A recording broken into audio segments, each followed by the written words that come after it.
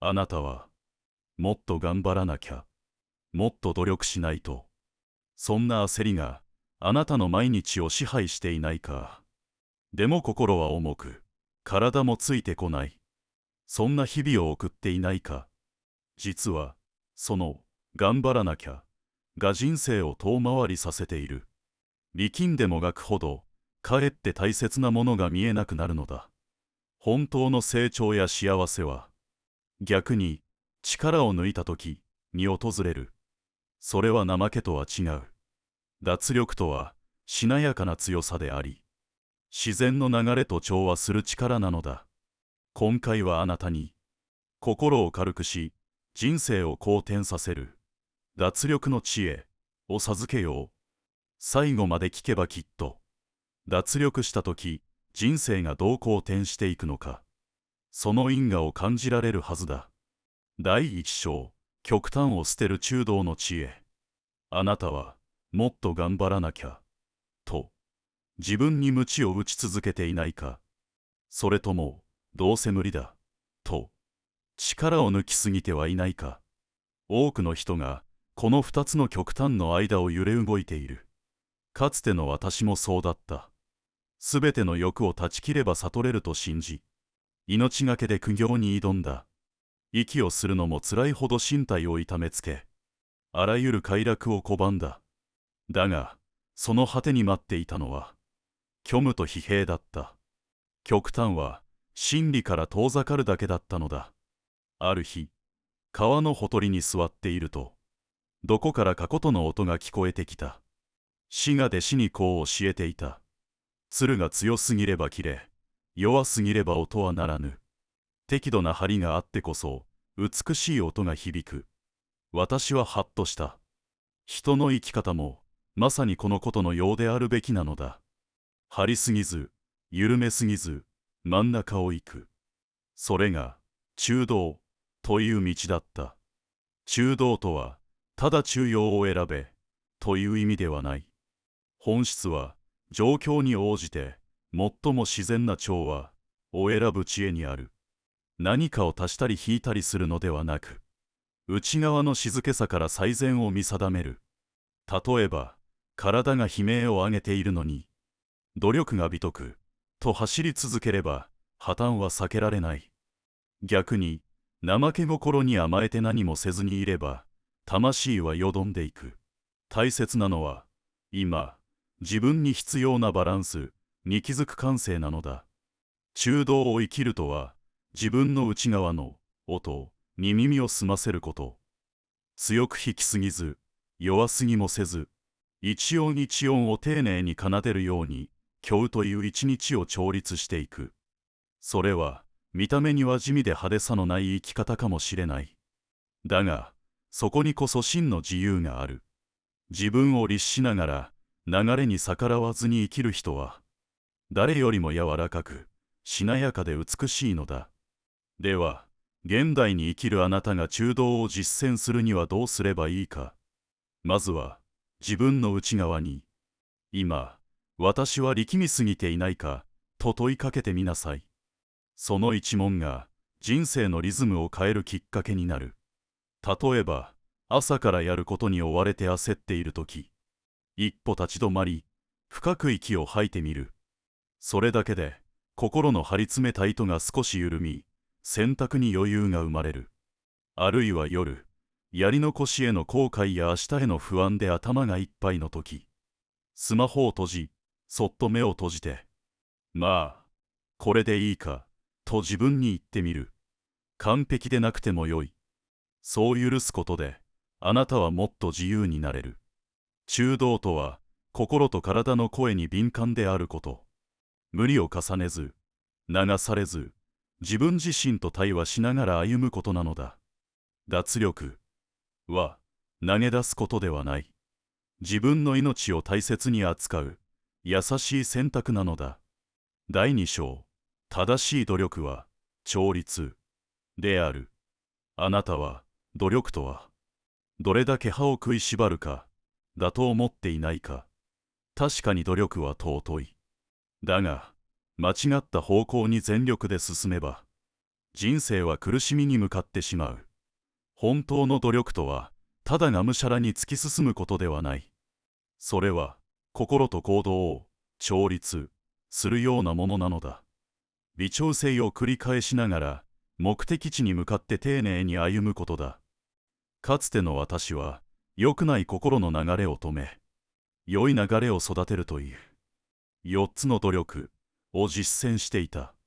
ただ進むのではなく、進む方向と質を整える努力だ。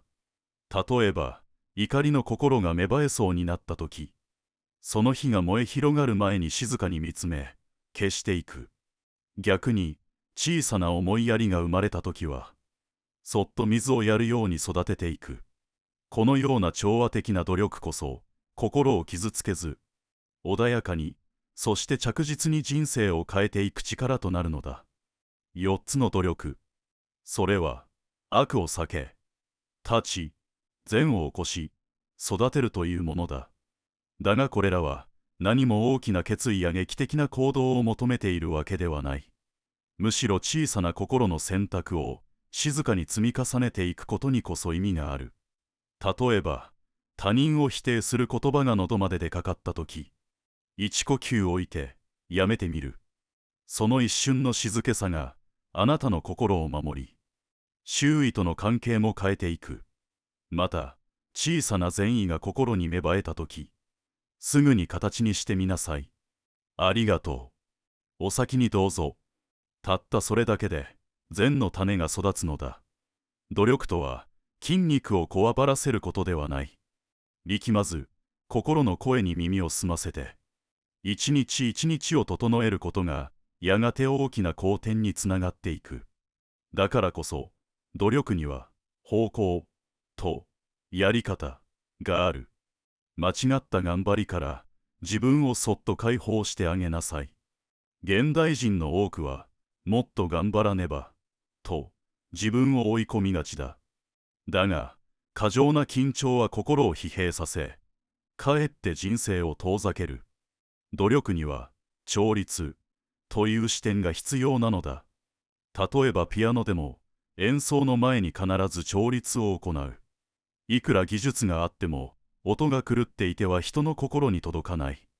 人の努力も同じで、心が整っていてこそ響き合い、周囲に届く。だから、朝5分の沈黙を日課にしてみなさい。目を閉じ、自分の内側に問いかけるのだ。今日の私は何を大切にしたいのか、と。その問いが、頑張る方向と力加減を整えてくれる。やる気のない日は、無理をせず、休む勇気も調律の一部と知ることだ。努力は、あなたを幸せにするためのものでなければ意味がない。体も心も微笑むような努力こそが、正しい道なのだ。あなたの人生は、今日この瞬間から、整えて進むことができる。調律の先にある静かな幸福を信じて、歩みなさい。第3章、無我を知る。自分への過剰な期待をほどく知恵。私はもっと頑張らねば。こんな自分ではダメだ。あなたも、そんな思いに心を締め付けられてはいないか。常に自分を責め、理想の姿と現実とのギャップに苦しんでいないか。だが、あなたという存在は決して、固定された何か、ではない。心は一瞬一瞬で変わり、感情も思考も止まることがない。それは川の流れのように、常に動き、形を変えていくのだ。私はこの事実を、無我、として説いてきた。本当の自分、などという決まった像は、実は幻想に過ぎない。人は環境、出会い、時間とともに無数に変化し続ける存在なのだ。だから、私はこうでなければならない、という思い込みは、川に石を積むようなもので、流れをせき止めてしまう。それがあなたの苦しみの根なのだ。あなたは、変化してよい。今の自分も、過去の自分も、未来の自分もすべて一時の姿。その変化を受け入れたとき、肩の荷はすっと軽くなるのだ。私はこうあるべきだ。失敗してはならない。こうした自分像への執着。が、あなたを苦しめている。それはまるで、流れる水に形を求めるようなものだ。無我とは、流れをそのまま受け入れる心でもある。良い時もあれば、そうでない日もある。気分が乗る日も、力が出ない日もある。それが自然なのだ。無理に完璧を演じるのではなく、今日のあなたにできることを静かに選びなさい。それが一歩でも半歩でも十分に価値ある歩みなのだ。他人と比べて自分は劣っていると感じる日があるかもしれない。だがその思いすらもやがて移り変わるものだ。心に止まることのない風のような存在だと知りなさい。自分を責めることをやめたとき、あなたの中には思いがけない優しさと力が芽生えてくる。それが無我の知恵の静かで大きな恵みなのだ。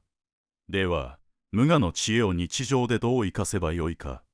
それは、こうでなければならない、という言葉に気づいた瞬間、そっと自分に、それ、本当か、と問いかけてみることだ。もっと頑張らないとダメだ。私は弱いままではいけない。そんな思いが浮かんだら、一度立ち止まって深呼吸しなさい。あなたの価値は何かを達成したから得られるものではない。存在そのものがすでに大切なのだ。木がただ立っているだけで美しいように、あなたも今このままでよい。心にゆとりが生まれたら、他人への見方も自然と変わってくる。欠点よりも、その人が今ここにいること自体が尊いと感じられるようになる。無我の視点は、自他を同時に癒す力を持っている。だから焦らず、自分に優しい問いを繰り返しなさい。今の私は何を手放せばもっと自由になれるか。その問いがあなたの人生を柔らかく、自由に導いてくれる。第4章、無垢毒という最強のご利益。努力すれば報われる。そう信じて頑張ることは美徳とされてきた。だが、あなたは報われなかった経験に心が折れたことはないか。見返りを期待して動いたとき、思うような結果が出なければ失望し、自分には価値がないのでは、と深く落ち込んでしまう。その繰り返しが心の疲れを蓄積させていく。私はそんな苦しみからあなたを自由にしたいと思っている。そこで大切なのが無垢毒という視点だ。これは功徳、ご利益を求めない行為こそ最も尊いという考え方。つまり見返りを手放した時にこそ最も大きな報いが訪れるのだ。あなたが純粋に今したいから、誰かを助けたいからと動いた時、心は静かに晴れ、思いがけないご縁や幸福がやってくることがある。それこそが無垢毒という最強のご利益なのだ。無垢毒とは見返りを求めない心のこと。それは決して損をするという意味ではない。むしろ力みや執着を手放した心ほど軽やかに人生を進めていけるのだ。例えば誰かのために行動したとき、感謝されなかったと落ち込んだ経験はないか。その瞬間、あなたの行動は評価に縛られていたということになる。だが感謝されるかどうかに関係なく、自分は正しいと思うことをしたと思えたなら、その心には静かな充実と誇りが宿る。この静かな満足こそ他人からは奪えない最上の報いである。無垢毒の実践はあなたの心を自由にし、良いことをすること自体がすでに報いであると気づかせてくれる。すると不思議なことに、何も求めなかった行いほど人の心を打ち、深いつながりを生みやすくなる。それが見えない力となって人生を好転させていくのだ。では無垢毒の生き方をどう実践すればよいか。まずは何のためにやっているのかと自分に問いかけることから始めなさい。褒められたい、見返してやりたいといった思いが出てきたときは、それを責めずにただ見つめて、そう思っていたのかと気づく。気づくこと自体がすでに執着を緩める第一歩なのだ。そして何かをするときは、今ここでそれをしたいからという動機を大切にしなさい。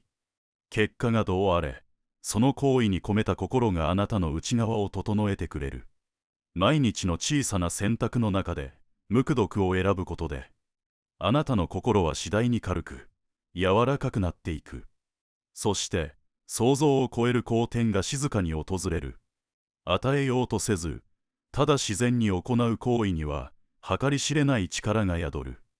その力が、あなた自身を救い、人生を豊かにしていくのだ。第5章、演技は、流れに乗る。技術。あなたは、自分一人の力で人生を変えようとしていないか。もっと頑張らなきゃ。自分が何とかしなきゃ。その気持ちは立派だが、実はそれが流れをせき止めていることがある。この世界のすべては、単独で存在しているものはない。私たちは、無数の原因と条件のつながり、つまり、縁起によって生かされている。縁起とは、すべての物事は関係性の中で起こる、という真理だ。あなたの行動、出会い、環境、感情も、すべてがつながり合い、結果を生み出している。つまり、自分だけが頑張っても限界があるのだ。それよりも、今ある縁を見極めて、乗ることの方がはるかに自然で強い。流れに抗うよりも、流れに身を委ねて方向を見つける。その柔らかい姿勢こそ、人生を好転させる技術なのだ。縁起を理解すると、見えてくるものがある。それは、今の自分の状態は、すべて過去の縁の結果だ、ということ。そして、今ここからの選択が、未来の縁を育てる、という事実だ。例えば、偶然に見える出会いや出来事も、すべて何かの縁によってつながっている。だからこそ、流れを拒まず、丁寧に受け取る姿勢が大切なのだ。あなたが今、うまくいかないと感じているなら、もしかすると、それは流れに逆らっているサインかもしれない。強引に進もうとせず、少し身を引いて全体を眺めてみなさい。すると、次にすべきことが自然と浮かび上がってくる。まるで、風が向きを変えるように、あなたの前に新しい道が見えてくる瞬間がある。縁起は、あなたを取り巻く全体を見る知恵でもある。その視点を持つことで、焦りや執着が静かに消えていくのだ。では、縁起の知恵をどう実生活で生かすか。それは、すべての出来事は縁の結果である。と受け止めることから始まる。思い通りにいかないときこそ、これはどんな縁が重なっているのか、と静かに観察しなさい。そこに、無理に抗わず乗ることで、状況は自然と好転していく。例えば仕事で壁にぶつかったとき、今の自分に必要な学びの縁かもしれない、と考えてみる。すると、気づきや協力者との出会いが生まれやすくなる。流れを読むには、まず止まることが必要だ。無理にかき回さず、静けさの中で波を見ること。その時初めて、本当に必要な行動が見えてくる。人生は常に動いている。今の状態も、永遠に続くことはない。だからこそ、今この瞬間の縁を味わい、そこから次へと流れていきなさい。第6章、自筆者で力みをほどく。頑張りすぎる人ほど、心のどこかに孤独を抱えている。誰にも頼れない。私が何とかしなきゃ。そうやって肩に力が入り続け、やがて心が折れてしまう。そんな時、私が勧めたいのが、自筆者という実践だ。これは、自他をあるがままに受け入れ、優しさと余裕を育てる方法である。慈しみ、苦しむ者に寄り添う心。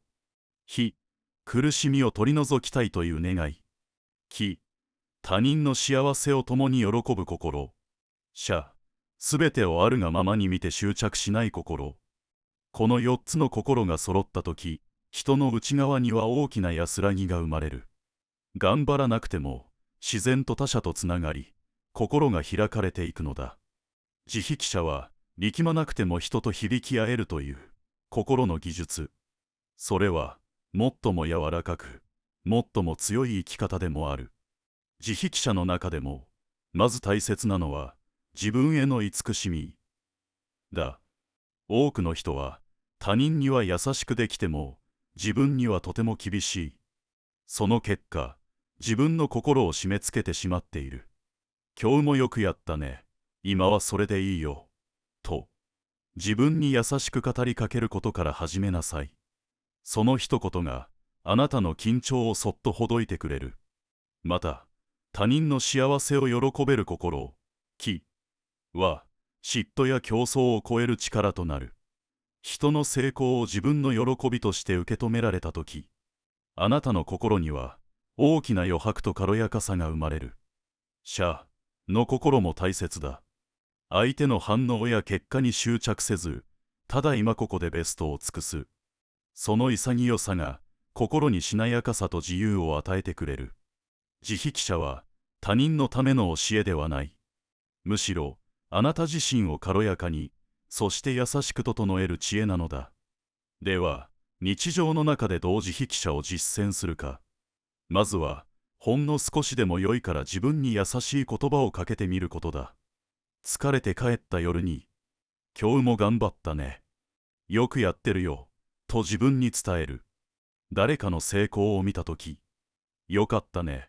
と心から祝ってみる。これらは、すべて自筆者の立派な一歩なのだ。